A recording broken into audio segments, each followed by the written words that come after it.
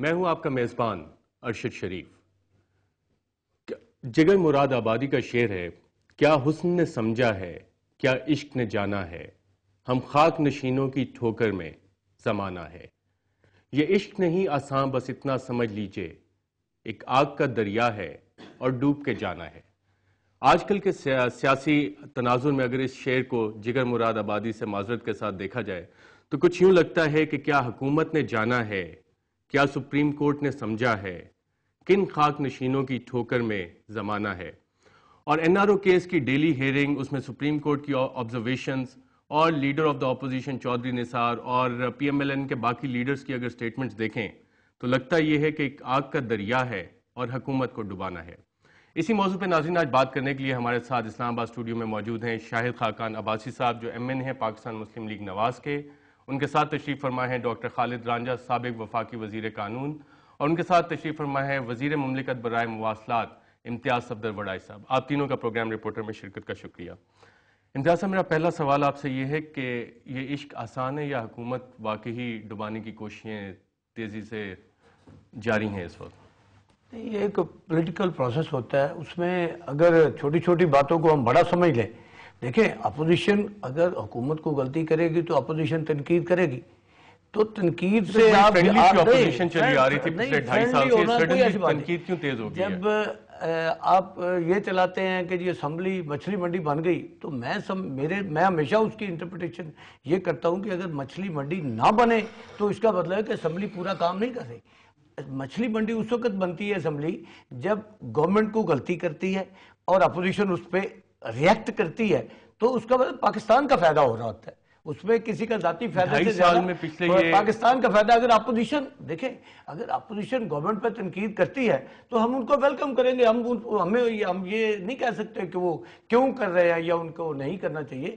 مختلف سیاسی جماعتوں کی اپوزیشن ہے اور ہر جماعت کا اپنا منشور ہے، مختلف قومی ایشو پہ اپنا نقطہ یہ بھی کہا جاتا ہے کہ چودھری نثار اور شہباز شریف جو ناقدین کہتے ہیں وہ برقع پہن کے رات کو آرمی چیف کو جا کے ملتے ہیں، وہاں سے اشارے مل رہے ہیں۔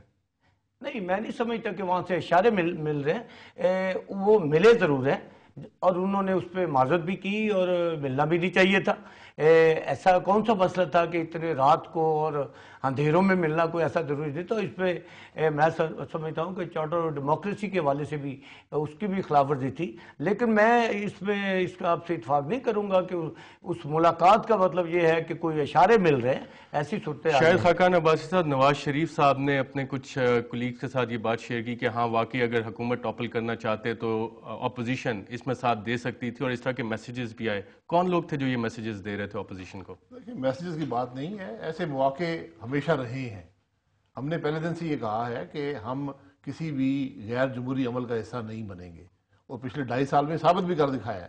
حالانکہ بہت سے مواقع آئے، آپ کو پتہ ہے کہ پنجاب گورنمنٹ پر شبخون، لیکن اب رانا ثناء اللہ کہہ رہے ہیں کہ سلوشن صرف مڈ ٹرم الیکشن ہے، اب آپ حکومت گرانے کے موڈ میں؟ دیکھیں، گرانے کے موڈ میں نہیں ہے، ہم نے پہلے بھی حکومت کو نمبرز کی گیم میں نہیں ڈالا اور نہ ہی اب ڈالنا چاہتے ہیں، لیکن حکومت کو بھی اصلاح کی ضرورت ہے۔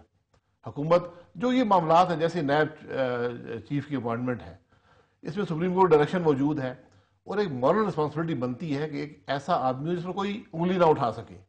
اب لیڈر دی اپوزیشن نے، جن سے صدر نے مشورہ کرنا تھا، انہوں نے ریٹن ان کو بتایا کہ آپ ان اشخاص کو نہ لگائیں، آپ کسی اور شخص کا نام دے دیں، لیکن اس پر عمل درآمد نہیں کیا گیا۔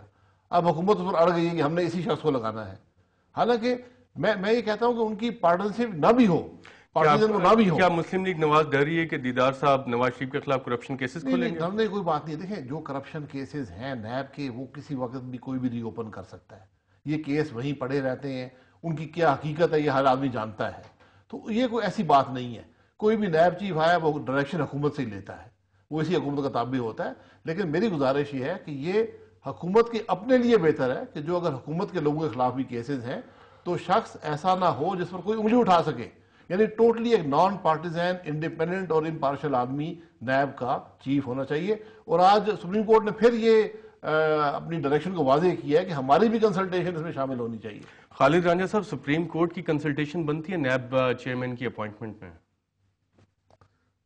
جی کہ جہاں تک اسٹیچوٹ ہے اس میں تو کنسلٹیشن ہے with leader of the house, leader of the opposition and the president appoints. تو جہاں تک کنسلٹیشن ہے وہ اس کو ہم لے جاتے ہیں کھینچ کھونچ کے عدالتی کنسلٹیشن پہ. یہ بھول جاتے ہیں کہ جب سپریم کورٹ نے فیصلہ کیا تو کنسلٹی چیف جسٹس پاکستان تھا یا چیف جسٹس ہائی کورٹ ہوا کرتے تھے, تو ان کے متعلق کہا گیا کہ it should be meaningful and if you want to reject it you to give reasons, اور وہ ریزن جو جسٹیشیبل ہے. لیکن جب آپ کہہ کل ہم نے تھانے دار تعین کرنا ہے تو اس میں جو کنسلٹیشن ہے وہ میننگ فل ہوگی. وہ if you have half a minute I must tell you story. Consultation Ghani Khattak صاحب ہمارے فوت ہو گئے, نام اس تو, وہ بڑے دوست تھے ایوب خان صاحب کے. انہوں نے کہا ایوب خان کو کہ آپ صدر مملکت بن گئے ہو تو مجھے جج ہائی کورٹ کا بنا دو. بڑے دوست تھے آپس میں. تو انہوں نے کہا یار یہ نہیں بن سکتا, تم تو سب تحصیل میں پریکٹس کرتے ہو, میں تمہیں کیسے جج بنا دوں ہائی کورٹ کا. تو غنی صاحب نے کہا بات سنو میری ایوب, ایک جج ہائی کورٹ لکھتا ہے آئی کنکر میں لکھ سکتا ہوں, لہذا تو مجھے جج بنا دو. تو انہوں نے اچھا پوچھتے ہیں چیف جسٹس سے. تب کیانی صاحب چیف جسٹس تھے. ان سے پوچھا گیا کہ جی یہ بندے کو ہم بنا رہے ہیں چیف جسٹس, تو آئین میں لکھا ہے کہ آپ کی کنسلٹیشن ضروری ہے, تو آپ کیا کہتے ہیں.